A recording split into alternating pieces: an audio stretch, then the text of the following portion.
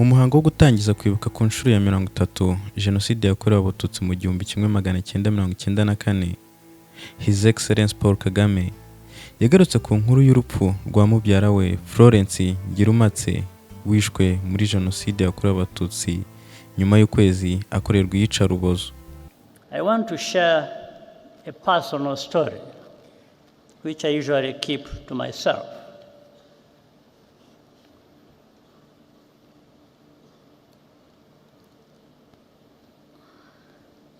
My cousin, in fact, a sister,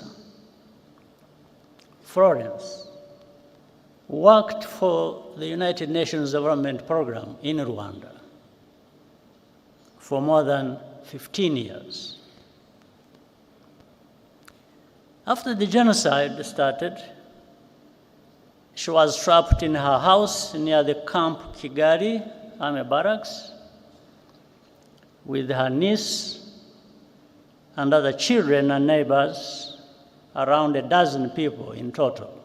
The telephone in Florence's house still worked, and I called her several times using my satellite phone. Each time we spoke, she was more desperate, but our forces could not reach the area.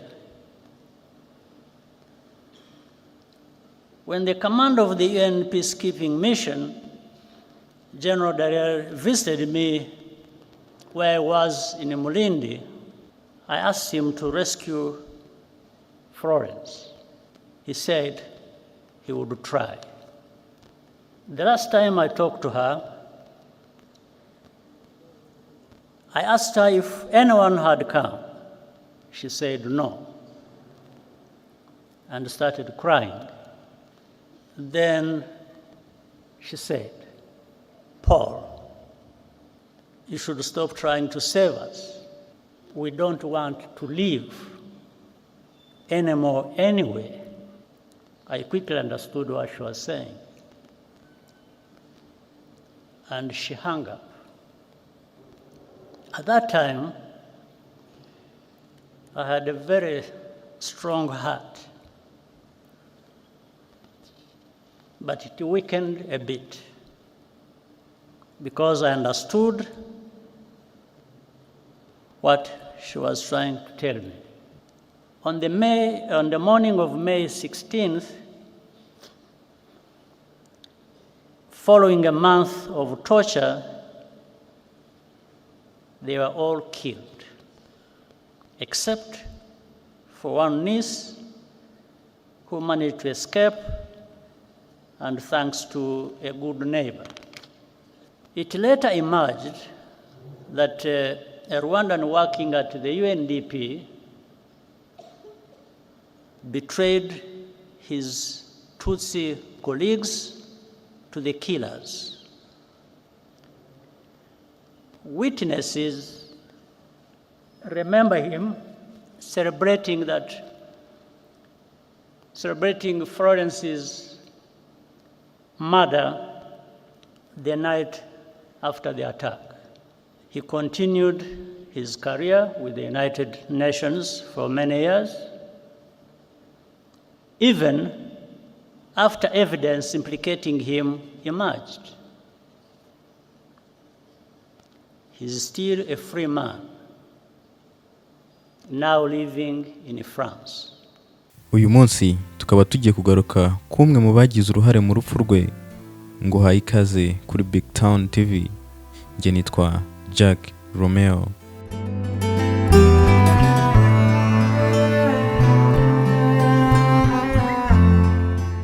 Imyaka 30 irashize Jenoside yakorewe Abatutsi baye.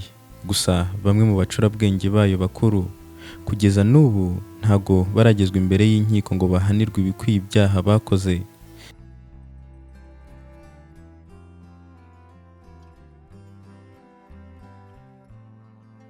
Benshi barakidegembya mu bihugu byiganjemo iby'ibihangange byo ku mugabane w'Uburayi ndetse na Amerika, Ibi nibyo Perezida Kagame yagarutseho avuga ku buryo n'ubu mubyara we wari umukozi w'umuryango w'abibumbye atarabona ubutabera.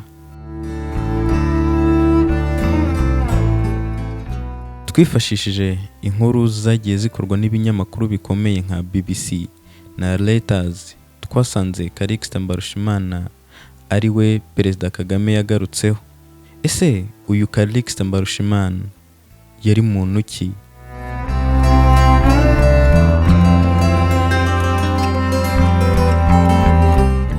Callixte Mbarushimana ni umwe mu bakekwaho kugira uruhare rukomeye muri Jenoside yakorewe Abatutsi, nubwo kugeza n'ubu atarabihamya n'urukiko.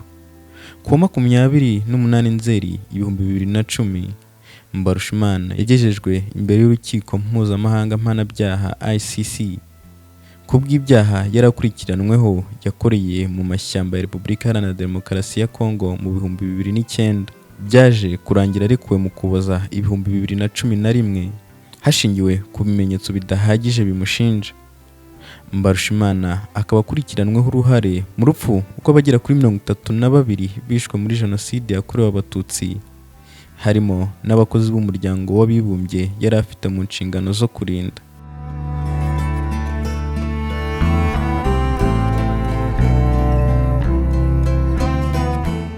Yaje guhagarikwa mu muryango w'abibumbye mu 2001, ariko nyuma mu 2004 atsindira indishyi z'akababaro zo kuba yarahagaritswe binyuranyije n'amategeko.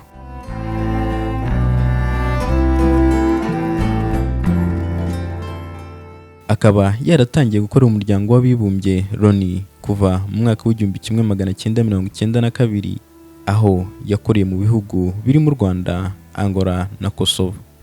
Uyu mugabo muri Jenoside yakorewe Abatutsi yasigiwe inshingano zo kurinda abakozi b'uyu muryango bari batarahungishwa.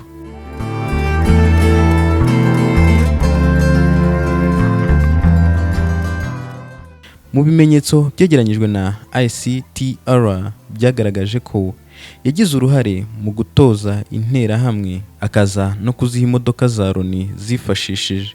Mu bo ashinjwa ko yagize uruhare mu kwica hakaba harimo na mubyara wa Perezida Paul Kagame, Florence Ngirumatse, nabo bari kumwe.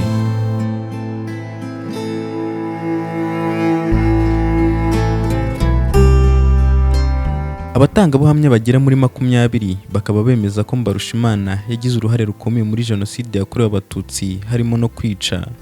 Mbarushimana akaba yarabaye umunyamabanga mukuru wa FDLR. Uyu mutwe ugizwe n'abagize uruhare muri Jenoside yakorewe Abatutsi ndetse bakomeje kugira uruhare mu bikorwa byo guhungabanya umutekano mu karere.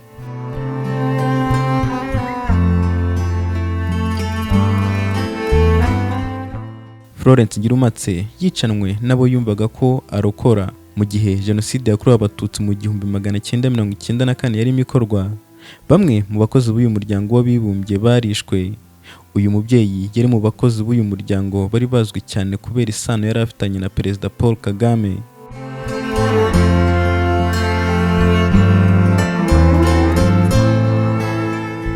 Mu 1990 yigeze gutabwa muri yombi ubwo ibitero by'inkotanyi byo kubohora igihugu byatangiraga. Nyuma mu 1994 yafungiye mu rugo iwe hamwe n'abandi bantu bagera kuri 12 biganjemo abakobwa b'abanyeshuri bari abana b'inshuti nabo bakoranaga. Uyu mubyeyi yari yabafashe yizeye ko ubwo ari umukozi w'umuryango w'abibumbye azabafasha akabarinda. Gusa byaje kurangira bidakunze kuko babuze n'uburyo bwo guhunga. Muri ibyo bihe interahamwe zabaga zica abantu hafi y'urugo rwe, ari nako kandi bakomeza gukorera ibikorwa by'iyicarubozo uyu mubyeyi n'abakobwa yari yarahishe. Ku wa 16 Gicurasi mu 1994 nk'uko Perezida Kagame yabigarutseho, akaba aribwo telefone yo mu rugo rw'uyu mubyeyi yavuyeho, aza no kwicwa. Nyuma y'icyo gihe kingana n'ukwezi yari amaze yarabuze ubuhungiro, we n'aba bakobwa bakaba baragiye bafatwa ku ngufu mu bihe bitandukanye.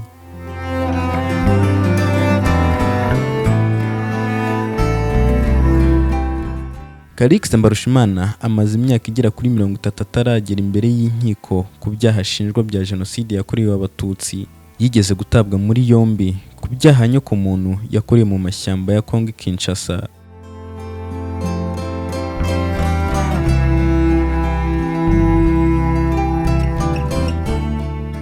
Callixte Mbarushimana akaba yaravutse ku itariki 24 z'ukwa karindwi mu 1963, avukira mu Ruhengeri mu gace kitwaga Ndusu.